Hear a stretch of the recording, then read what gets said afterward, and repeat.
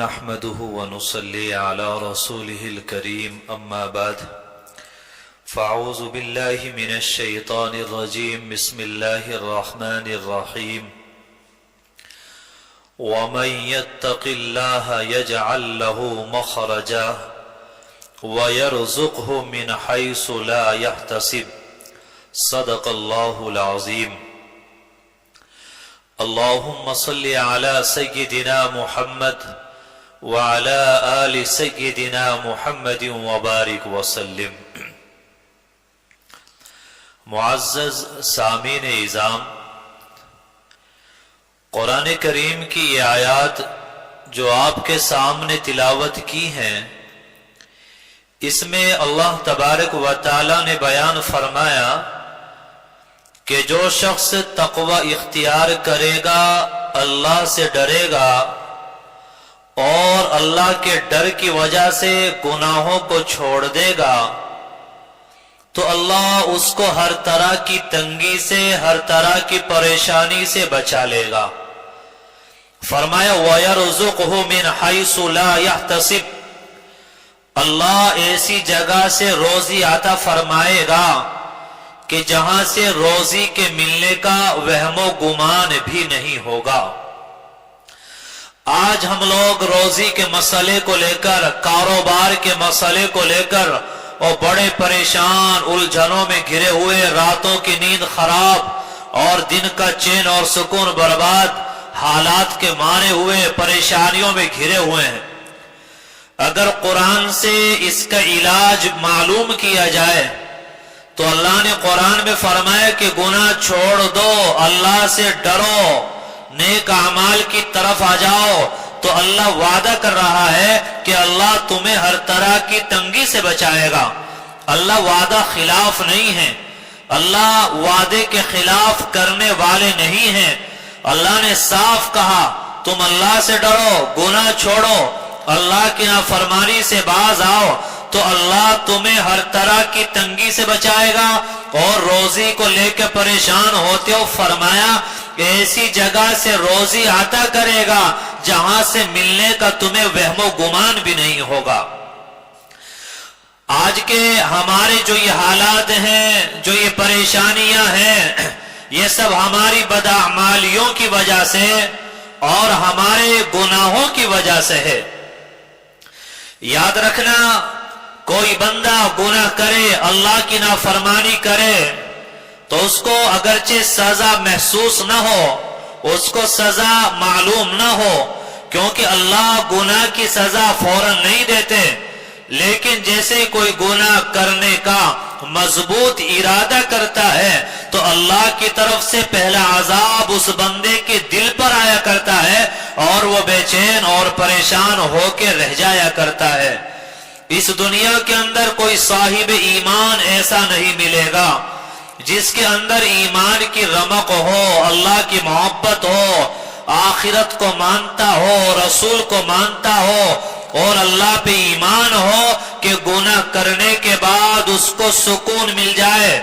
گناہ کرنے کے بعد انسان پر اللہ کا عذاب آنا شروع ہو جاتا ہے، اگرچہ انسان محسوس نہ کرے، کیونکہ دل کے اندر وہ روشنی نہیں اور دل کے اندر وہ تازگی نہیں، دل کے اندر وہ احساس نہیں کہ جس سے معلوم کر سکے اور جس سے دیکھ سکے کہ تو نے گناہ کیا اور اس گناہ کی سزا تجھے کیا مل رہی ہے۔ گناہ کرنے کے بعد بے چین ہو جانا، پریشان ہو جانا اور دل کا اڑا اڑا ہو جانا، دل نہ لگنا، ٹینشن ڈپریشن میں آ جانا،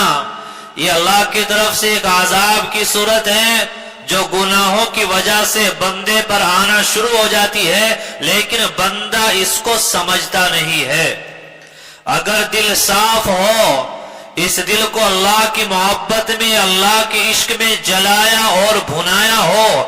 اللہ کی محبت کا ذائقہ اس دل نے چکھا ہو، اللہ کی یاد کا چسکا اس دل کو لگا ہو، تو جیسے ہی قدم پھسلتا ہے، گناہ کی طرف میلان ہوتا ہے، آدمی بے چین ہو جاتا ہے اور فوراً محسوس ہو جاتا ہے تو نے غلط راستے کا انتخاب کیا، اب تو غلط راستے کی طرف جا رہا ہے، اللہ کی نافرمانی کی طرف جا رہا ہے، پھر ایسے بندے کو اللہ سنبھالتے بھی ہیں، اللہ گناہ سے اور گناہ کے مواقعوں سے اللہ پھر بندے کو بچاتے بھی ہیں۔ جیسے بہت ساری کمپنیوں نے واٹر پروف گھڑیاں بنائی، اگر وہ گھڑی پانی کے اندر ڈل جائے تو پانی داخل نہیں ہوتا،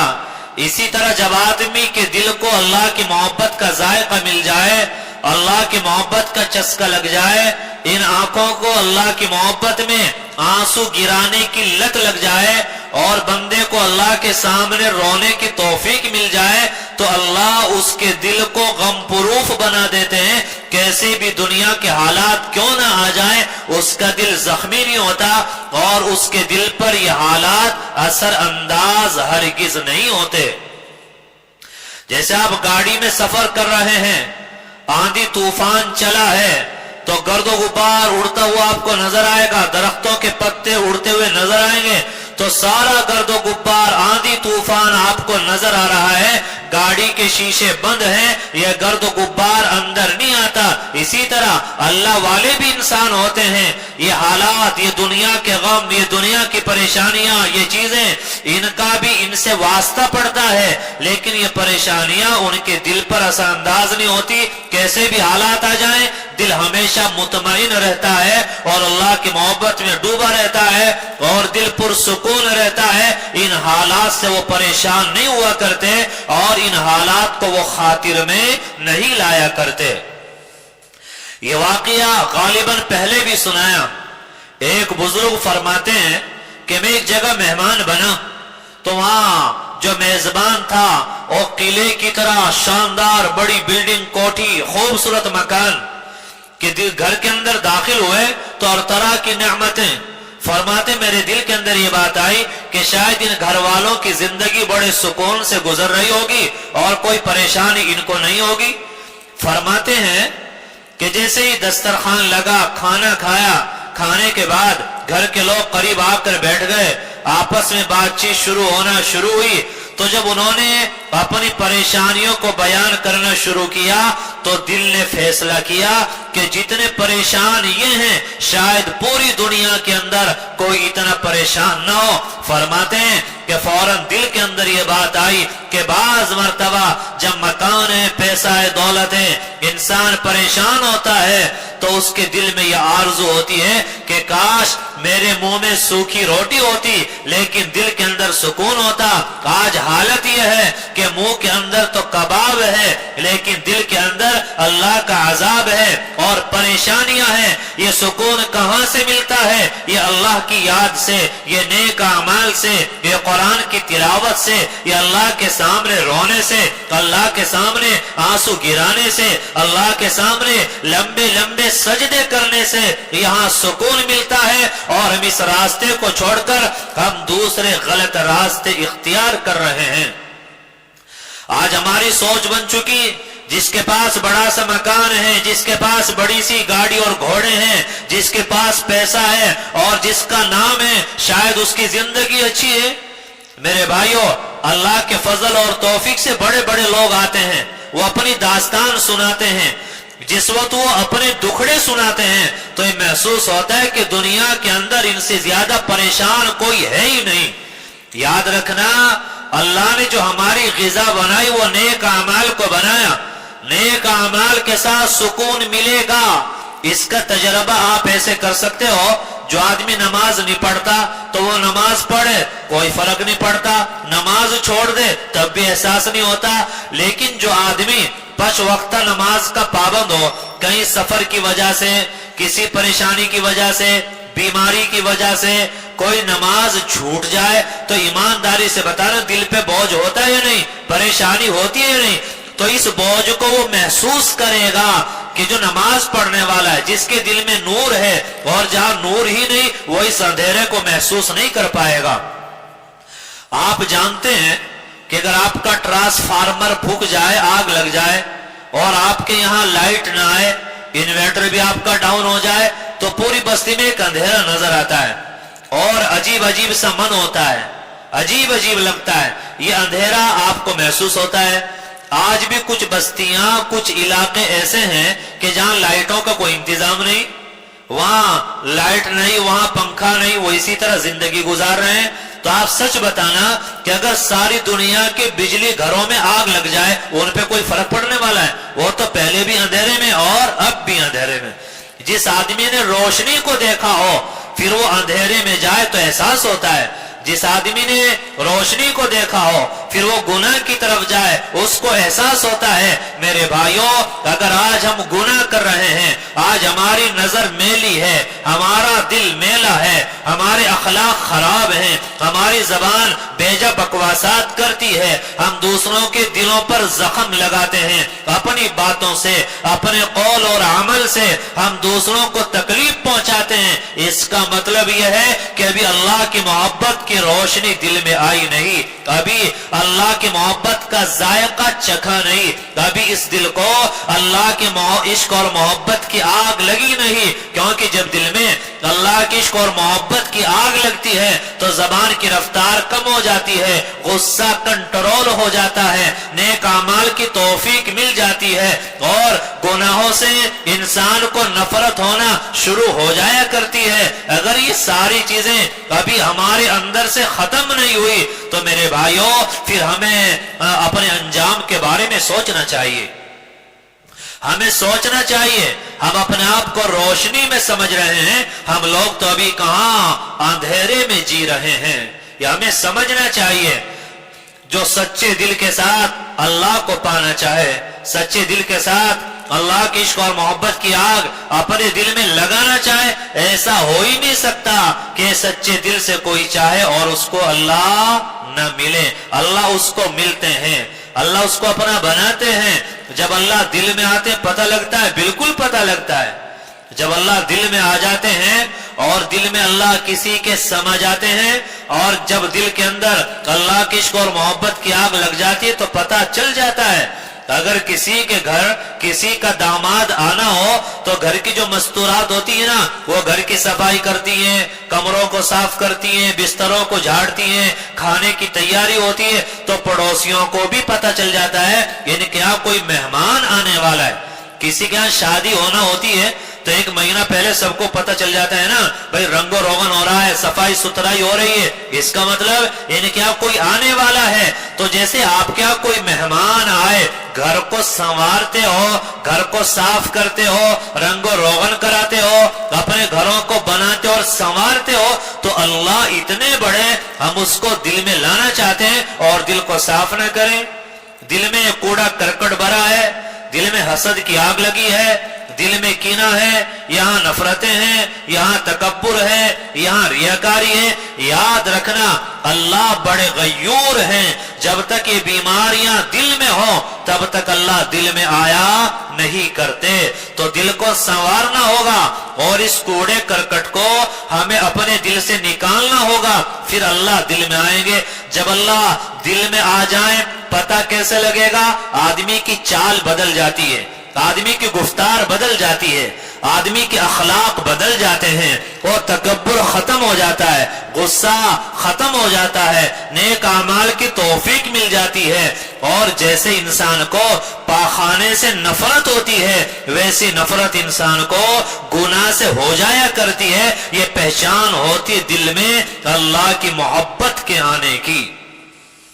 آج ہو کیا رہا ہے کہ نیک اعمال کرنے کے ساتھ ساتھ اللہ کی محبت کا ذائقہ نہیں مل رہا ہے، نیک اعمال کرنے کے ساتھ ساتھ اللہ کے ساتھ ہمارا تعلق نہیں جڑ پا رہا ہے، نیک اعمال کرنے کے ساتھ ساتھ ہم لوگ اللہ والے نہیں بن پا رہے ہیں، کیونکہ گناہوں کے راستے سے ہم لوگ ڈسے جا رہے ہیں۔ جو نور دل میں آتا ہے وہ گناہوں کی وجہ سے وہی نور ہمارا نکل کر چلا جایا کرتا ہے، ہم اس نور کو سنبھال نہیں پا رہے ہیں۔ مولانا رومی رحمت اللہ علیہ نے بہت شاندار مثال بیان کی ہے۔ وہ فرماتے ہیں کہ دو چور ایک گھر کے اندر چوری کرنے کے ارادے سے داخل ہوئے۔ اس زمانے میں ماچس لیٹر وغیرہ نہیں ہوتے تھے تو پتھر کو پتھر سے رگڑ کر آگ جلائی جاتی تھی، اندھیرا بہت زیادہ ہوتا تھا۔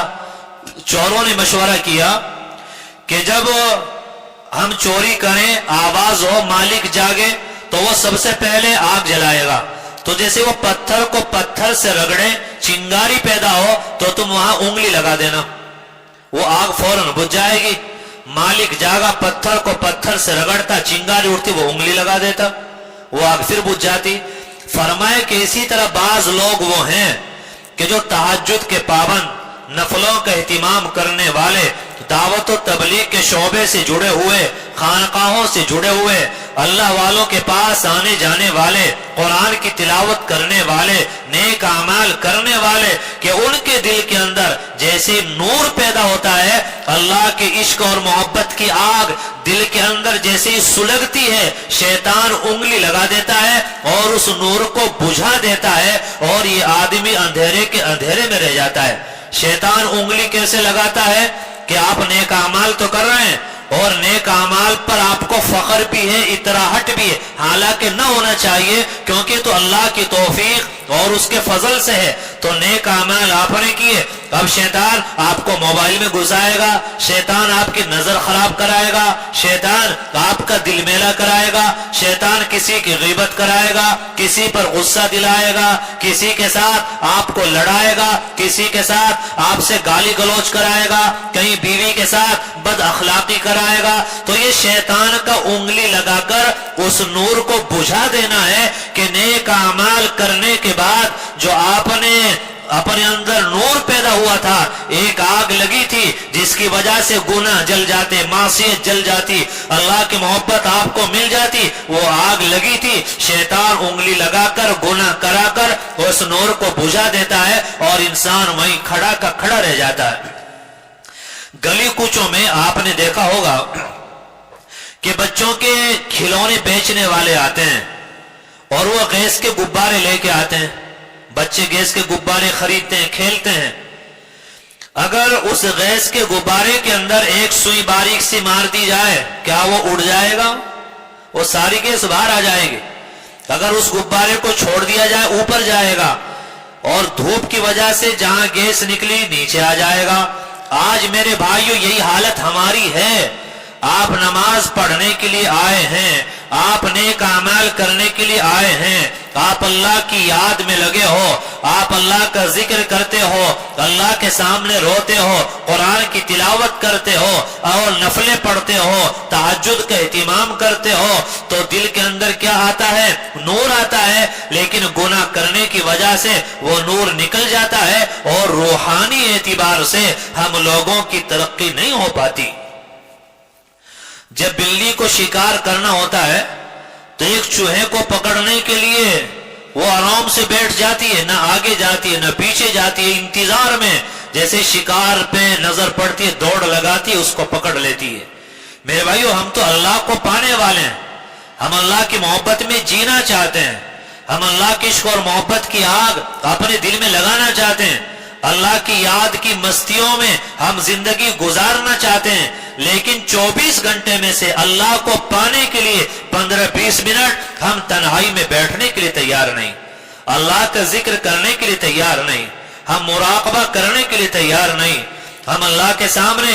آنسو گرانے کے لیے تیار نہیں. تو آپ بتائیے کیسے اللہ ملے، کیسے اللہ کی محبت ملے، کیسے ہمیں اللہ کا تعلق نصیب ہو جائے؟ یہ کیا چیز ہے؟ آپ کو کپڑا چاہیے تو کپڑے کی دکان پر جانا ہوگا، سبزی چاہیے سبزی کی دکان پر جانا ہوگا. یاد رکھنا، اگر اللہ چاہیے تو اللہ کو پانے کے لیے اللہ والوں کے پاس جانا پڑے گا. اللہ والوں کے پاس جا کر کیا ہوتا ہے؟ ان کی دعائیں، ان کی توجہات، ان کے بتلائے ہوئے اسباق، اس پر عمل کرنے سے بندے کو اللہ تعالی مل جایا کرتے ہیں. فقی ابو اللیث سمرقندی رحمت اللہ علیہ، انہوں نے ایک واقعہ بیان کیا ہے کہ بغداد کے اندر ایک نوجوان بڑا عابد، عبادت گزار، اللہ کی محبت میں زندگی بسر کرنے والا، ایک مرتبہ بغداد کے ایک فاحشہ عورت اس پر عاشق ہو گیا. ملاقات ہوئی اور پیسوں کا لین دین ہوا اور گناہ کرنے کے لیے وقت متعین ہو گیا. کہتے کہ نوجوان لڑکا جب اس فاحشہ عورت کے پاس گیا، یہ دونوں تنہائی میں ہوئے اور گناہ کرنے کا ارادہ کیا. فرماتے ہیں کہ اس نوجوان لڑکے کا بدن کپ کپانے لگا، وہ بدن پر سناٹا اور کپ کپی طاری ہو گئی۔ وہ عورت کہنے لگی تمہیں کیا ہو گیا، کیوں کپ کپا رہے ہو، کیوں گھبرا رہے ہو؟ وہ کہنے لگا کہ میں نے آج تک زندگی میں کبھی گناہ نہیں کیا، آج پہلی مرتبہ گناہ کر رہا ہوں، تو میرے اللہ کو کیسا لگے گا کہ میں اللہ کے سامنے، اللہ مجھے دیکھ رہا ہے اور میں گناہ کر رہا ہوں، میں اللہ کو کیا جواب دوں گا؟ جو میں نے پیسے دی آپ رکھے، میں واپس جاتا ہوں۔ وہ نوجوان لڑکا تو واپس آ گیا۔ اب جو یہ فاحشہ عورت تھی، اس کے دل پر ایک ایسی چوٹ لگی کہ یہ تو آ گیا، اب اس کو رات بھر نیند نہیں آ رہی ہے، اب یہ بے چین ہے، بے قرار ہے، اور نہ کبھی اٹھتی ہے کبھی لیٹتی ہے، اور ساری رات بدن پر کپ کپی طاری ہے۔ اس فاحشہ عورت نے ساری رات اب روتے روتے گزار دی، دل پر ایک آگ لگ چکی تھی، دل پر ایک بجلی گر چکی تھی۔ اب ہوتا کیا ہے کہ فاحشہ عورت اس نوجوان لڑکے کے گھر کا ایڈریس لیتی ہے، صبح اس کے مکان پر پہنچتی ہے، کیواڑ بجایا، لڑکا اندر سے آیا تو دل کے اندر یہ بات آئی کہ شاید یہ فاحشہ عورت اب مجھے گناہ کی دعوت دینے کے لیے آئی ہے۔ دل پر ایسا غم طاری ہوا، ایک چیخ ماری اور روح پرواز کر گئی۔ میرے بھائیوں، یہ تھوڑی سی دیر کی ملاقات کا اثر تھا کہ ایک فاحشہ جس نے ساری زندگی گناہوں میں گزاری کہ اس کی زندگی کو بدل کے رکھ دیا۔ اور فاحشہ عورت کے دل میں بار بار یہ بات آتی رہی کہ اس نوجوان لڑکے نے کبھی گناہ نہ کیا، آج پہلی مرتبہ گناہ کرنے لگا، تو اس کے دل میں یہ آ گیا اللہ مجھے اس حال میں دیکھے گا، اللہ کو کیا لگے گا، میں تو یہ گناہ روزانہ کرتی ہوں، میں تو اللہ کی ناراضگی کا کام روزانہ کرتی ہوں، میں نے تو کبھی نہ سوچا اللہ دیکھے گا تو اللہ کو کیسا لگے گا۔ وہ توبہ کرنے کے ارادے سے آئی تھی، اس کا انتقال ہو گیا، دفنا دیا گیا۔ لوگوں سے کہا کہ میں توبہ کرنے آئی تھی، میں نے سوچا تھا یہ نیک نوجوان لڑکا ہے، اس سے نکاح کرنے کے بعد میں پاکیزہ زندگی گزاروں گی۔ تو لوگوں نے بتایا اس کا بھائی ہے، وہ بھی بڑا نیک ہے، اور اس کے ساتھ نکاح ہو جاتا ہے۔ علماء نے لکھا ہے کہ اللہ نے ان کی نسلوں میں 7 بڑے بڑے اولیاء اللہ پیدا فرمائے ہیں۔ تو یہ مطلب ہوتا ہے، یہ فائدہ ہوتا ہے نیک لوگوں کے پاس جانے سے، ان کی صحبتوں کے اٹھانے سے، وہاں نیک اعمال کی توفیق ہوتی ہے، گناہوں سے نفرت ہوتی ہے، تکبر جھڑتا ہے، بڑائی جھڑتی ہے، ریاکاری ختم ہوتی ہے، اللہ کی محبت آتی ہے۔ ایک شخص کے بارے میں آتا ہے کہ انہوں نے اپنی زندگی کا جائزہ لیا تو دیکھا کہ ساری زندگی میں 37 بڑے بڑے گناہ کیے ہیں۔ اب توبہ کرنے کا مضبوط ارادہ ہوا، انہوں نے اللہ سے سچے دل کے ساتھ توبہ کی اور 1000 رکعت نفلیں بطور توبہ کے پڑھی۔ میرے بھائیوں، جب دل میں ندامت کی آگ لگتی ہے اور بندہ اللہ سے تعلق بنانا چاہتا ہے اور اللہ کسی کو اپنا بنانا چاہتے ہیں، اللہ اس کو توبہ کی توفیق عطا فرماتے ہیں، اللہ عبادات کی لذت عطا فرما دیتے ہیں۔ اب عبادت کے بغیر سکون نہیں ملتا اور گناہ کرنے کی ہمت نہیں ہوتی، بے چین، بے قرار اور پریشان ہو جایا کرتا ہے۔ حضرت عمر بن علوان کہتے ہیں کہ ایک مرتبہ میں نماز پڑھ رہا تھا تو نماز کے دوران کسی گناہ کے کرنے کا میں نے مضبوط ارادہ کیا۔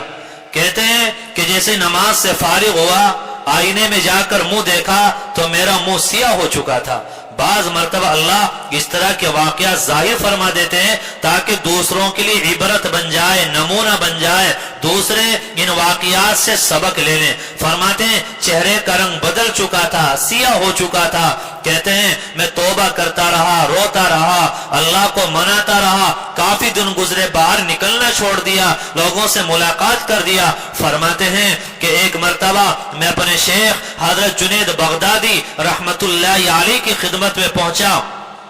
تو حضرت نے جیسے ہی دیکھا فرمایا کہ اے عمر بن علوان، اگر میں نے تیری طرف سے اللہ سے توبہ نہ کی ہوتی تو تیرے چہرے کی سیاہی دور نہ ہوتی اور اسی سیاہی کے ساتھ تو اللہ کے سامنے جانے پہ مجبور ہوتا۔ ہم نے دعا کی، ہم نے توبہ کی تیری طرف سے، جب جا کر یہ چہرے کی سیاہی دور ہوئی ہے۔ وہ کسی نے کہا کہ کوئی تو ہے جو دور بیٹھے دعائیں دیتا ہے، میں ڈوبتا ہوں تو سمندر اچھال دیتا ہے۔ میرے بھائیو یاد رکھنا، پیغمبر علیہ السلام کی حدیث ہے، فرمایا المرء مع من احب، انسان جس سے محبت کرے گا کل قیامت کے میدان میں انہی لوگوں کے ساتھ حشر کیا جائے گا۔ تو یاد رکھنا، سبزی چاہیے سبزی کی دکانوں سے، کپڑا چاہیے کپڑے کی دکانوں سے ملتا ہے، لوہا چاہیے تو لوہے کی دکانوں سے ملتا ہے۔ یاد رکھنا اللہ وہ اللہ والوں سے ملتا ہے، اللہ کی محبت ان لوگوں سے ملتی ہے جنہوں نے اللہ کی عشق اور محبت میں اپنے دل کو جلایا ہو، اپنے دل کو بنایا ہو اور اپنے امراض کا علاج کرایا ہو۔ آج نہ طلب ہے، آج نہ تڑپ ہے، آج موقع ہے، فائدہ اٹھانے کی توفیق نہیں، یہ نہ ہمیں سوچنا چاہیے۔ جب بندہ گناہ کرتا ہے تو اللہ ایک تو مناجات کی لذت سے محروم کر دیتا ہے، اور دوسرے اللہ نیک اعمال کی توفیق چھین لیا کرتا ہے۔ جیسے آپ نماز کے لیے آئے، تکبیر اولا آپ کی فوت ہو گئی تو علماء نے لکھا ہے یہ رکعتوں کا نکل جانا، تکبیر اولا کا چھوٹ جانا اور تہجد کی توفیق نہ ہونا، یہ بندے کے کسی نہ کسی گناہ کی سزا ہوتی ہے۔ تو یہ سوچنا کہ اچھا فلا پروگرام تھا، فلا یہ تھا، فلا دین کی مجلس تھی اور دین کی باتیں تھی، ہم نہیں گئے، ہم مشغول تھے، نہیں بھائی نہیں، ڈرنے کا مقام ہے۔ آپ سے جانے کی توفیق چھینی ہوئی ہے، اللہ آپ سے ناراض ہے، اللہ وہاں جانے کے قابل ہمیں سمجھتا نہیں ہے، تو پھر اس طرح کی توفیق اللہ تبارک و تعالی اور بندوں سے چھین لیا کرتا ہے۔ ہم اپنی مستیوں میں مست ہوتے ہیں، ہم اپنی رنگینیوں میں ڈوبے ہوئے ہوتے ہیں، ہم اپنے آپ کو ہوشیار سمجھدار اور نہ جانے اپنے گمان کے اعتبار سے اپنے آپ کو کیا کیا سمجھ رہے ہوتے ہیں، لیکن یہ اللہ کا توفیق کو سلب کر لینا ہے، یہ اللہ کا بندے سے توفیق کو چھین لینا ہے۔ آپ ذرا ایک بات تو بتائیں کہ آپ کے گھر بہت سارے لوگ آتے ہیں تو بعض لوگوں سے آپ باہر ملاقات کر لیتے ہیں، بعض لوگ وہ ہوتے ہیں جو آپ کی بیٹھک تک آتے ہیں، بعض لوگ آپ کے رشتہ دار، آپ کے بہنوں یا آپ کے داماد، آپ کے ماموں وہ ہوتے ہیں جو آپ کے گھر اندر انٹری کرتے ہیں۔ تو معلوم ہوا ہمارے گھر کے اندر ہر کوئی نہیں جا سکتا، جسے ہم چاہیں جو ہمارا اپنا پیارا ہو، خاص تعلق والا ہو، وہی اندر جا سکتا ہے۔ تو یاد رکھنا، جہاں اللہ کی عشق اور محبت کی باتیں ہوں، جہاں اللہ کا گھر ہو، جہاں اللہ کی یاد میں احباب جمع ہوتے ہوں، وہاں ہر کوئی چلا جائے، سوال ہی پیدا نہیں ہوتا۔ اللہ چاہے گا نظر رحمت سے دیکھے گا، اللہ کسی کی بگڑی بنانا چاہے گا، کسی کے دل کو اللہ اس قابل بنائے گا کہ ہاں چلو اس کا دل ہے اس قابل، اس دل میں آ جاؤں، میری محبت آ جائے، اس کے دل میں میرے عشق اور محبت کی آگ لگ جائے، تب اللہ توفیق عطا فرماتے ہیں۔ ورنہ شیطان انسان کو پٹی پڑھاتا ہے، بدگمانیاں پیدا کرتا ہے، غلط خیالات، غلط سوچ پیدا کرتا ہے، وہ اپنے آپ کو ہوشیار سمجھ رہا ہوتا ہے، اس کے ذہن سے نکل جاتا ہے تیری دنیا بھی برباد ہو رہی ہے، آخرت بھی برباد ہو رہی ہے، اللہ کی نظر سے گرا ہے۔ جو اللہ کی نظر سے گر جائے نا تو یاد رکھنا دنیا کی بڑی سے بڑی طاقت اس بندے کو اٹھا نہیں سکتی۔ میرے بھائیو، چین اور سکون کا تعلق وہ اللہ کی محبت کے ساتھ ہے۔ اللہ نے اپنی محبت کے لیے ہمیں بنایا، ہر چیز کا کوئی نہ کوئی خاصہ ہے اور دل کا خاصہ محبت کرنا ہے۔ اللہ سے محبت نہیں کریں گے تو اللہ کا عذاب آئے گا۔ دل کو تو محبت چاہیے، آپ کو بھوک لگی ہے تو آپ کو کھانا چاہیے، آپ کو کچھ نہ کچھ کھانا ہے، تو دل اس کا خاصہ محبت ہے، دل کو محبت چاہیے۔ جائز محبت نہیں کرو گے، اللہ سے محبت نہیں کرو گے تو پھر گناہوں کی محبتیں آئیں گی، پھر فلموں کی، گانوں کی، گناہوں کی محبت آئے گی، پھر ان میں مزہ آئے گا۔ لیکن یاد رکھنا، بیوی سے محبت کرنا، بچوں سے محبت کرنا، رشتہ داروں سے محبت کرنا اور جن سے محبت کرنے کا اللہ تعالیٰ نے حکم دیا ہے، یہ ساری محبتیں یہ اللہ کے کھاتے میں آتی ہیں۔ اللہ ان محبتوں کو اپنے حصے میں لکھتے ہیں۔ جن سے منع کیا، تعلق ختم کرنے کے لیے کہا، جن سے دور رہنے کے لیے کہا، تو اللہ تبارک و تعالی ان سے دور رہنے کے لیے کہتے ہیں۔ اللہ ہم سب کو کہنے سننے سے زیادہ عمل کی توفیق نصیب فرمائے۔ کاش یہ بات ہمیں سمجھ آ جائے کہ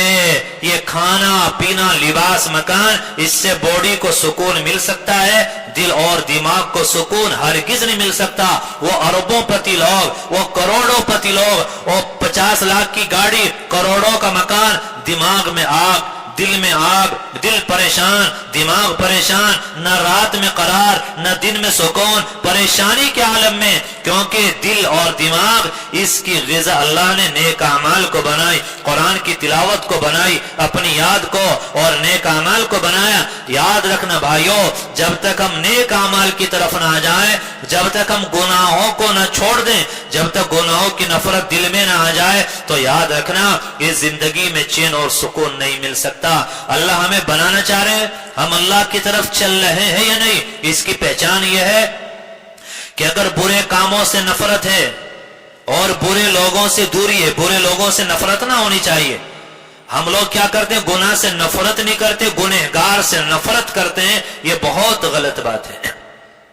آپ کے گھر کے اندر کوئی بیمار ہو جائے، کسی کو بخار ہے، آپ غصہ کرو گے بخار کیوں ہوا؟ کسی کے پیٹ میں درد ہو جائے، آپ غصہ کرو گے پیٹ میں درد کیوں؟ وہ بیچارہ بیمار ہے، بیمار سے سب محبت کرتے ہیں۔ کسی سے گناہ ہو رہا ہے، گناہ سے دوری ہو، گناہ سے نفرت ہو، گنہگار سے کبھی نفرت نہ ہونی چاہیے، اس کو گلے سے لگانا چاہیے اور اسے عزت دینا چاہیے، اسے محبت دینا چاہیے۔ وہ قریب آئے گا تبھی تو اللہ کے بھی قریب آئے گا۔ ہم لوگ گناہ سے نفرت کریں نہ کریں، ہم گنہگار سے نفرت کرتے ہیں۔ یہ ہماری سوچ، یہ ہمارا طریقہ، یہ ہمارا نیچر، یہ درست نہیں ہے۔ ہم اپنے آپ کو بدلیں، ہم تو اپنا محاسبہ کریں۔ اگر نیک اعمال کی طرف دل چل رہا ہے، نیک اعمال کی توفیق ہو رہی ہے، گناہوں کی نفرت دل میں آ رہی ہے، گناہوں سے دور ہو رہے ہیں، تو سمجھ لینا اب منزل قریب ہے، اللہ نے اپنا بنانا شروع کر دیا۔ اگر اپنی اکڑ میں ہے، اپنے کبر میں اور ریاکاری میں، بڑائی میں، تکبر میں ہم لوگ ڈوبے ہوئے ہیں، نہ گناہوں کے سے بچنے کا خیال ہے، نہ نیک اعمال کرنے کی کوئی کوشش ہے، تو میرے بھائیو پھر ہم خطرے میں ہیں۔ نہ دنیا میں سکون ملے، اللہ نے معاف نہ کیا تو نہ قبر میں سکون ملے، اور پھر دنیا بھی برباد، آخرت بھی برباد۔ اللہ ہم سب کی حفاظت فرمائے، ہم سب کو اپنی خالص محبت، خالص تعلق کی دولت اللہ ہم سب کو